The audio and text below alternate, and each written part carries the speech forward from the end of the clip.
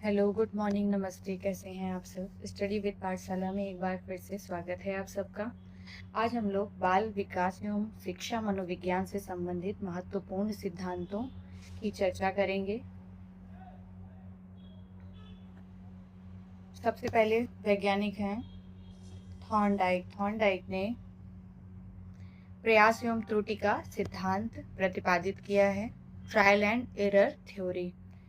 Thorndike के trial and error theory में इन्होंने इस बात पर महत्वपूर्ण रूप से जोर दिया है कि व्यक्ति अपनी गलतियों के माध्यम से ही सीखता है। वह बार बार प्रयास करता है और एक ऐसा समय आता है जब वह सही प्रतिक्रिया सीख जाता है, और यह क्रम तब तक वो दोहराता है जब तक वो सही प्रतिक्रिया नहीं सीख जाता है। तो प्रयास एवं त्रुटि के सिद्धांत में यही है कि व्यक्ति गलतियां करता है और अपनी गलतियों से सीखते सीखते वह सही प्रतिक्रिया तक पहुंचता है। थॉर्नडाइक के प्रयास एवं त्रुटि सिद्धांत को कुछ अन्य नामों से भी जाना जाता है: प्रयत्न एवं भूल का सिद्धांत, उद्दीपन अनुक्रिया का सिद्धांत, एसआर थ्योरी, अधिगम का बंध सिद्धांत या संबंधवाद, या फिर संयोजनवाद का सिद्धांत भी कहा जाता है। थॉर्नडाइक ने बिल्ली पर प्रयोग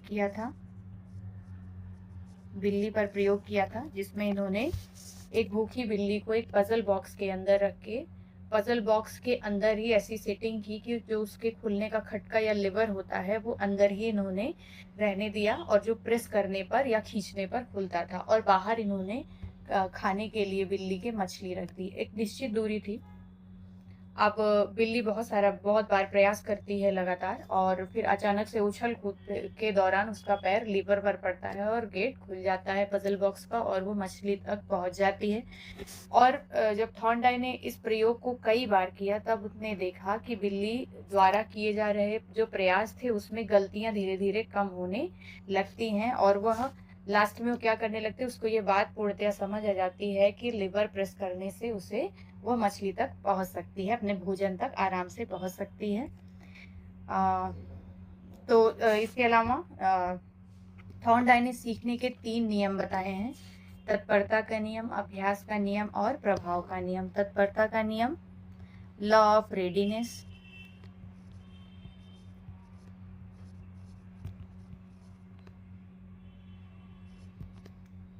इसके अलावा अभ्यास का नियम, लॉ ऑफ लर्निंग। प्रभाव का नियम, लॉ ऑफ इफेक्ट। तत्परता के नियम में थॉर्नडाइक ने यह बताने का प्रयास किया है कि जब भी कोई व्यक्ति कोई भी कार्य करता है, तो अगर उस कार्य को करने में वह शारीरिक और मानसिक रूप से तैयार होता है सीखने के लिए, उस कार्य को सीखने के लिए तत्पर होता है, तब वह उस कार्य को आसानी से सीख सकता है। अभ्यास के नियम में थॉर्नडाइक ने यह बताया है कि किसी भी कार्य को यदि बार बार किया जाए, बार बार करने से, अभ्यास से क्या होता है, उस कार्य के समझ या फिर उस कार्य के प्रति उसकी व्यक्ति की पकड़ मजबूत होती है, समझ मजबूत होती है, और वह अभ्यास छोड़ने पर वह फिर वो जो उसकी स्किल होगी वो फिर से कमजोर हो जाएगी।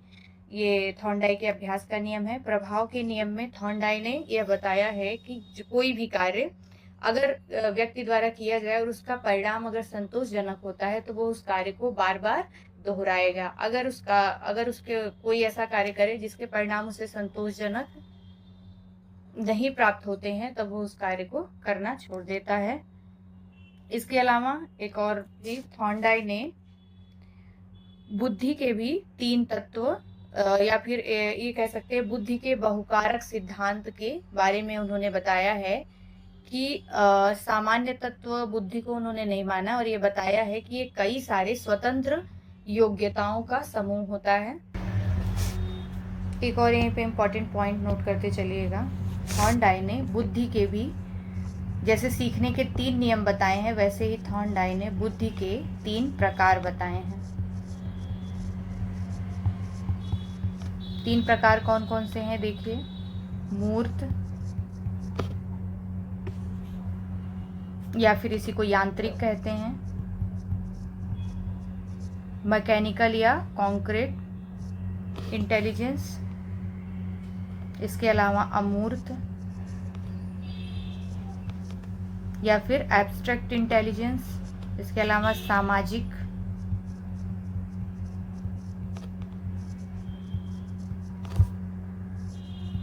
बुद्धि, सामाजिक बुद्धि या फिर इसी को सोशल इंटेलिजेंस कहते हैं।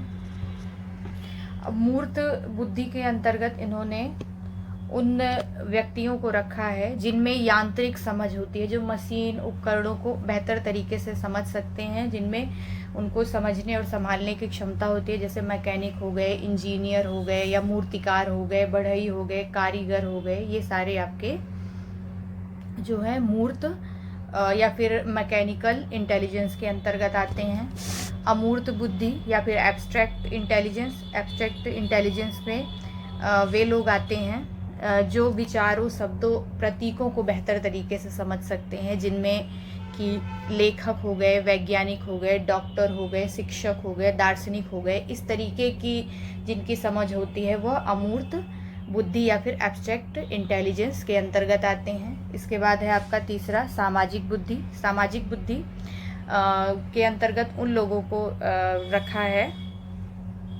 थॉर्नडाई ने जो समाज और लोगों के साथ अनुकूल बनाने और बातचीत करने की क्षमता रखते हैं, जैसे सामाजिक कार्यकर्ता हो गए, नेता हो गए। इस तरीके के लोग जो होते हैं उनकी बुद्धि का प्रकार कैसा होता है, सामाजिक इंटेलिजेंस, सोशल इंटेलिजेंस होती है उनके पास जो है। तो ये भी एक महत्वपूर्ण पॉइंट हो गया। तो एक ऐसे भी पूछ सकता है, बुद्धि के बहुकारक सिद्धांत मल्टीफैक्टर थ्योरी के प्रतिपादक कौन है? तो यहाँ पे भी आपको थॉर्नडाई हैं। बुद्धि के बहुकारक सिद्धांत के प्रतिपादक थॉर्नडाई हैं। इंपॉर्टेंट पॉइंट है, नोट करिएगा, मल्टीफैक्टर थ्योरी।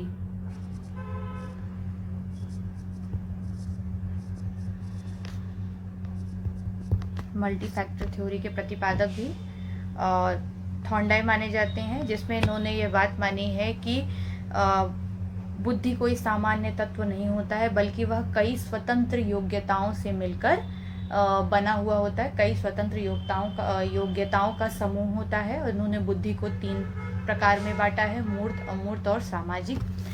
आगे अगले वैज्ञानिक हैं आपके चार्ल्स स्पियर। चार्ल्स स्पियर एक ब्रिटिश मनोवैज्ञानिक हैं। इन्होंने बुद्धि का द्विकारक सिद्धांत प्रतिपादित किया है। अभी हमने क्या देखा, बुद्धि के बहुकारक सिद्धांत के प्रतिपादक थॉर्नडाई माने जाते। एकदम नया क्वेश्चन है, आप लोग एकदम दिमाग में रखिएगा। अब यहाँ पे आ गया आपका बुद्धि का द्विकारक सिद्धांत, 2 फैक्टर थ्योरी ऑफ इंटेलिजेंस के प्रतिपादक कौन माने जाते हैं? तो चार्ल्स स्पियर, ब्रिटिश मनोवैज्ञानिक हैं। इन्होंने मानव बुद्धि को 2 प्रकार से मिलकर बनी हुई बताया है। जैसे उन्होंने मानव बुद्धि को 3 बताया, मूर्त, अमूर्त और सामाजिक बुद्धि।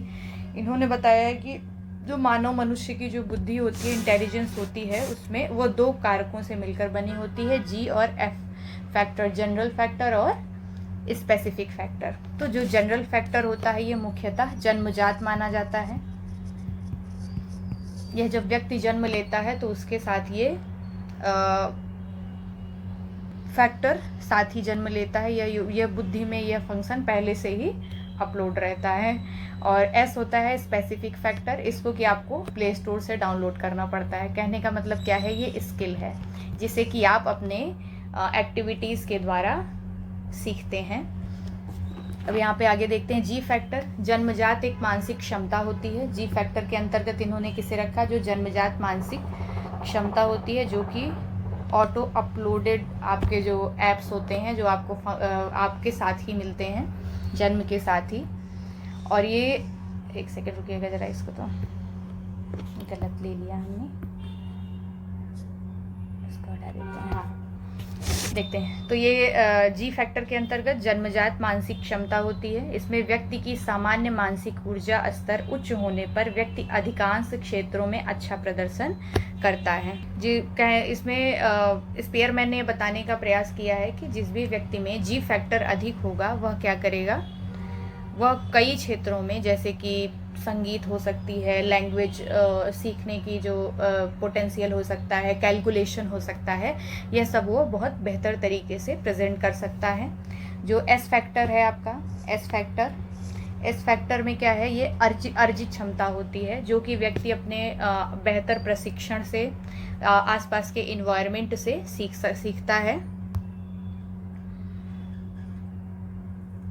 इसमें जैसे आप कह सकते हैं डांसिंग हो सकती है, सिंगिंग हो सकती है, पेंटिंग हो सकती है, इस तरीके के जो स्किल्स हो सकते हैं, गाना हमने बता ही दिया, तो ये एस फैक्टर के अंतर्गत आते हैं। और कोई भी व्यक्ति बहुत बेहतर कब तब करता है जब दोनों ही फैक्टर एक साथ, कोई व्यक्ति को जन्मजात भी अच्छी प्रतिभा मिली हो, अच्छा वातावरण मिला हो और उसको एक अच्छा प्रशिक्षण भी मिल जाए, तो वो क्या होता है, एक व्यक्ति जो है सफलता और बुद्धिमत्ता का एक बेहतर स्तर प्राप्त करता है।